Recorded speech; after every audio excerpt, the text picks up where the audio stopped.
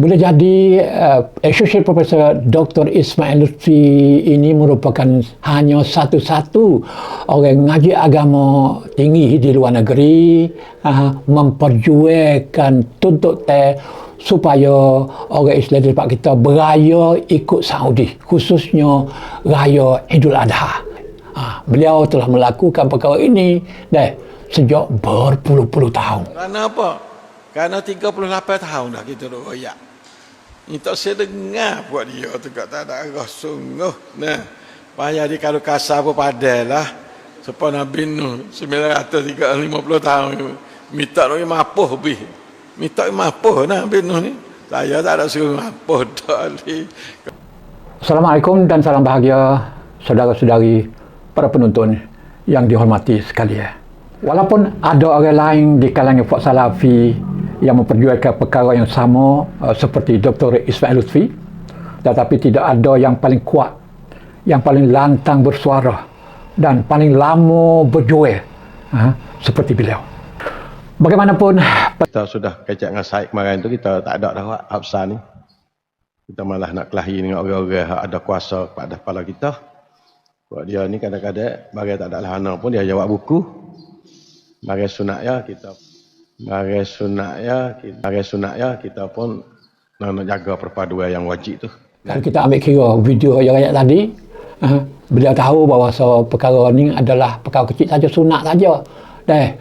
Dia pun tak sewa jadi besar sangatlah.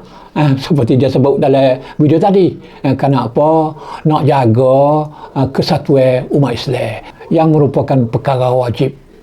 Kesatuan umat Islam ni wajiblah. Hak nun sunat saja. Nampak juh juga yang kecek. Video ni merupakan video lama. Kemungkinan besar kenyataan Dr. Ismail Lutfi dalam video tu dibuat beberapa tahun lalu. Pada ketika itu beliau dilihat memiliki kesedaran yang tinggi untuk nak mengelak berbalah dengan pemimpin tertinggi agama dalam negara, iaitu Chula Raja Menteri atau Syekhul Islam, serta dengan 40 orang yang dipertua agama Islam seluruh negara di 40 wilayah. Dan itu dari satu pihak. Dari pihak yang lain pula, beliau juga seperti dia sebut tadi, nak jaga kesatuan umat Islam yang dianggap wajib. Sedangkan perkara yang nak buat adalah sunat saja, perkara kecil saja. Bagaimanapun, pendirian Dr. Ismail Lutfi tak tahan lama, tidak berkekalan. Dia berubah. Hal ini terbukti bila setiap kali menjelang bulan Ramadan dan hari raya, beliau duk kecek semua, buat tu baik semua kena ikut Saudi, saudara-saudara semua. Gitu. Jikalau dia tu terus seperti dia sebut tadi, tak sebalah nak jaga kesatuan umat sebagai wajib. Nampak seperti juh sikit tak nampak kata kaca sangat tapi ni tak. Dia kembali kepada perangai lama, pendiri lama. Tak saya ikut ketua, tak saya ikut pemimpin, tak saya ikut orang ramai, tak saya ikut al-jamaah. Dia tak saya serupa dengan orang ramai, nak berlainan, nak jadi pembangkang yang menjadi faktor kepada perbalahan orang Islam dan pecah belah. Sebenarnya masalah nak mula puasa, nak mula raya, nak ikut tengok bulan dalam negeri ke, ataupun nak ikut tengok anak bulan luar negeri ke, adalah masalah khilafiyah. Satu puak kata ittihadul matali', iaitu kesatuan tempat tengok nampak anak bulan. Mana negara nampak, Saudi nampak, kita ikut Saudi. Hak tu adalah hak Dr. Ismail nak. Tu hak sah lagi pula ikut negara masing-masing. Hak nampak anak bulan. Yang ini dipanggil ikhtilaful matali'. Seperti orang kita berpegang juga 10 negara ASEAN berpegang begitu juga. Begitu juga kebanyakan negara Islam di seluruh dunia berpegang.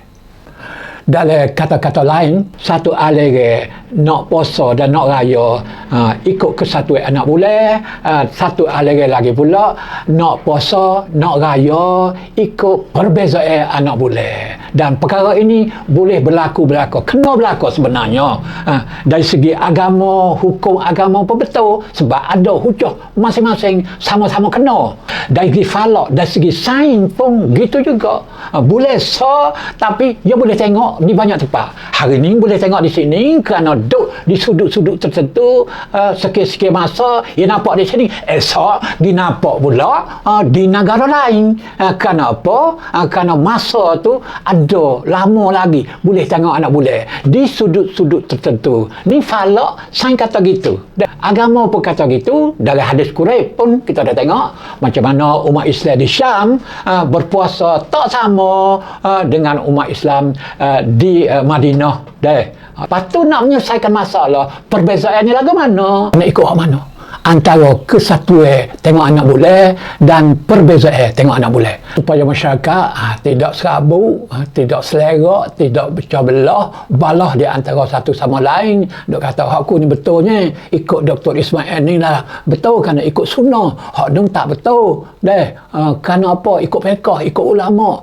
Jadi nak menyelesaikan masalah ni, perselingkuhan ni, perbalahan ni, nak buat lagu mana?